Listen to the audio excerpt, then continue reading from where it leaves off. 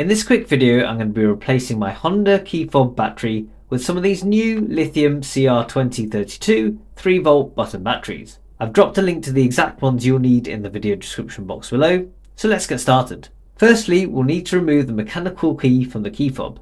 To do this, pull the toggle switch outwards and remove the key. Find the wide notch along the side of the key fob and use a wide screwdriver or penny to twist it open.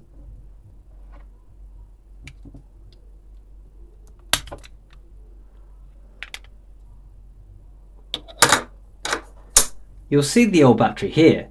Take note that the writing is facing upwards. Simply use your fingernail or a screwdriver to gently ease out the old battery.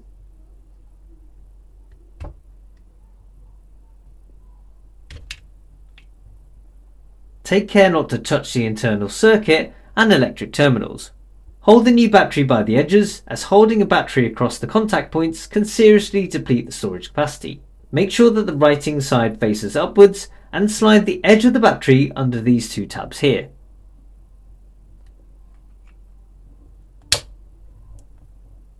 Align the edges of the upper and lower parts of the case and push them together until it is securely closed.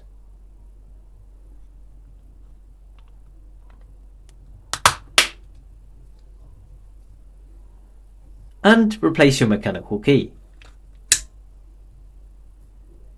If you found this video useful, then please do like it and subscribe to the channel to keep up with new content related to my Honda I'll be uploading. Thanks for watching, and I'll see you in the next one.